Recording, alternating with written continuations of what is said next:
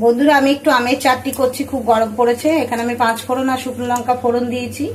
এবার আমি আমগুলো নুন হলুদ মাখিয়ে ছেড়ে দিচ্ছি, এগুলোকে একটু ভেজে দিচ্ছি। বন্ধুরা, আমার আমটা ভাজা হয়ে গেছে, এবার আমি চিনি দিয়ে দিচ্ছি।